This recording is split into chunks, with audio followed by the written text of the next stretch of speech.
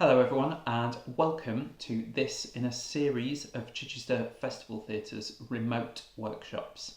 My name is Richard, I'm Education Projects Manager at the theatre, and in this session we're going to be looking at creating duologues. And the very first thing you need to do is simply have a pen and some paper. And that's all we need. Alternatively, you can of course use a laptop or other device to type on, and it's also really useful because this is one video. You can pause when you need to. Lots of the exercises are timed for good reason, so if you've got a device, be it a phone or something else, just to make sure you are on track and just using the allotted time for each exercise, that would also be brilliant. So, we're going to start on creating duologues by doing what lots of writers do when they want to come up with different ideas, and that's simply to start writing. So we're going to do a free writing exercise. I'm going to give you 2 minutes, and for this exercise I would like you to think about a place that you know, somewhere you visited. It could be a room, it could be a vehicle of some kind, a small outdoor space. It shouldn't be somewhere that's too big that you can't write lots about it in 2 minutes to help describe what it's like. And to give you some tips, I'd like you to think about your senses. So when you are in this place, whatever you decide, what can you see? What can you smell? What can you hear? What kinds of things can you touch? And is there anything you can taste as well? So have a think about your senses. You've got 2 minutes. If you get stuck, I'd just like you to write or type the word place over and over again until you think of something else that springs to mind in this room or space. 2 minutes. You should pause now and then we'll come back together in 2 minutes.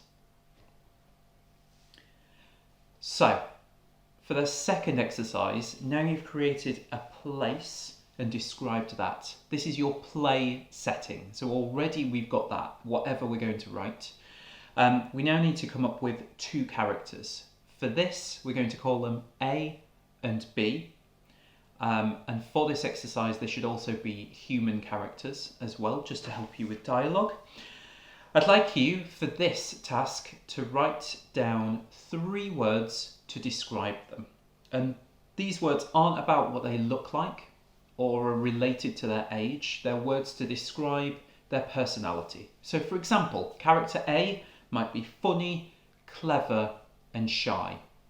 3 words for both A and B, and you have 2 minutes. So now we've got a play setting and we have a description of our 2 key characters, A and B. Now what we'd like you to do is create a scene where all they do together is ask questions. So your scene should be 6 lines long. There must be a question to the other character each time, and you must alternate. So it should go A, B, A, B, A and B. And for these 6 lines, choose one thing that the character wants. One thing they would like to achieve in this scene. An A can have a want, something they desire, something they're after. It could be a thing, it could be information, it could be a chocolate biscuit. And B also wants something else. And they're going to try and stop each other from getting what they want by asking the other person questions each time. So you don't need to answer any of the questions, it's just 6 questions in order, alternate A, B, and carry on for 6 lines. And for that, you should give yourself up to 5 minutes. So, once you've created that 6-sentence scene, I'd like you to think about what those characters wanted. And you've got 6 different questions here and some varying wants from those characters. And creating drama is all about having opposition. It's two different characters who want different things from each other. And that's really interesting in a play.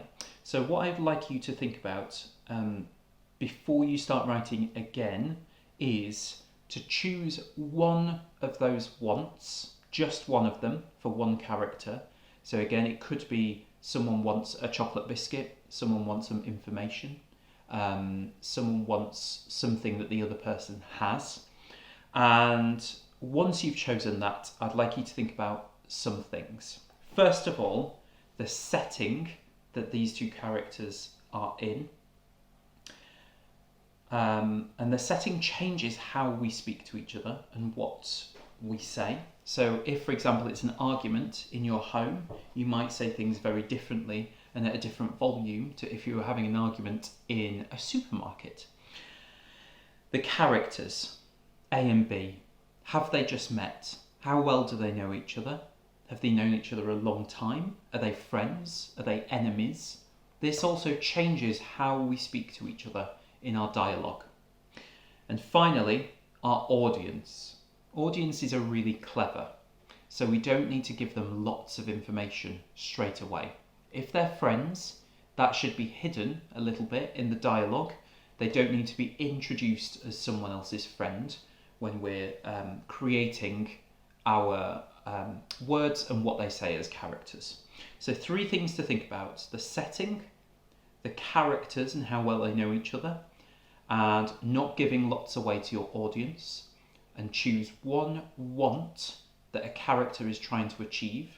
And I'd like you please to write a scene as long as you would like to, and I'd like you to start for an extra challenge in the middle of the sentence. Launch us straight into the action that's happening rather than the very start of a scene. And you should give yourself around 5 minutes or so. See how well you do. So, now you've got your scene and you've got words between these two characters, and one person wants something and the other person might be trying to stop them from getting it. I'd like you to turn over or move to a new piece of paper or a new page if you're using a computer. And I would like you to rewrite this scene again on a new page. And wherever in your original text you've been obvious about what your characters want to do, either to get something or to stop the other person getting it, I'd like you to try and turn it on its head. So what they want to achieve is the same thing, but we're trying not to be really obvious about it. So for example, we've all heard people say, "I'm fine," when actually they're not. We've all heard people be very polite and say, "You shouldn't have," when absolutely you should have. So have a little think about how that could change what you've said and what tactics your characters use to try and achieve what they want without being too obvious about it. And remember, the other person should be trying to stop them and block them from achieving what they want to in this scene. Have a go, a similar amount of time, around 5 minutes for this. So now hopefully you should have 2 different versions of the same scene, or 2 different versions of the same want. Your second scene might have gone off on a totally different journey, and that's no bad thing. That's exactly how lots of writers work, and it means they end up with 2 versions of the same idea, which means you've got lots of sections of dialogue, lots of words, and lots of interactions between your characters to choose from. This is the editing process, a huge part of what writers do. So give yourself a few minutes, have a look at what parts of the 2 scenes you would like to keep. If there's one scene that you think's come out better than the other one, how might you edit that to make it even better? Or are there sections of scene 1 and scene 2 that you would pull together into one scene that you think makes it more dynamic and engaging and dramatic for your audience. Have a go at the editing process. You might need to be ruthless with your own work, or some of it you might think that works really well for these characters, and that's great. But it's about generating lots of material that you can then edit down into a really exciting or mysterious or engaging scene for your audience. So once you've edited your work, you will have something that is a reflection of these characters. So just before the end of the session, here's some tips that will hopefully help you to create some wonderful duologues. So as we said earlier, think about your setting and how it changes what people say and how they say it. Think about the characters and how well they know each other. And also think about what it is that each of those characters wants to achieve. And we create drama when those things oppose each other. Someone wants to achieve something and the other person wants to stop them from doing so. That second person can also be trying to achieve something else that this first person is trying to stop them from doing at the same time as well. And also think about your characters. Think about people that you know, people that you've met, and have a go at creating a biography for those people that appear in your work. It's always a good idea to think about writing about topics and things that you know or things that you're passionate about as a starting point, and hopefully lots of amazing ideas will flow from that. So those are just some quick tips to think about creating duologues. We hope they've been useful.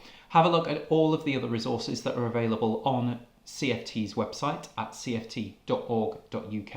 There are digital activity and education packs. There are also lots of videos like these for lots of artistic things that we would love you to be getting up to during this period. And if there's any work you'd like to share with us once created, please do email us at leap@cft.org.uk. And lots more information is on our website at cft.org.uk. Thank you for joining us today and happy writing.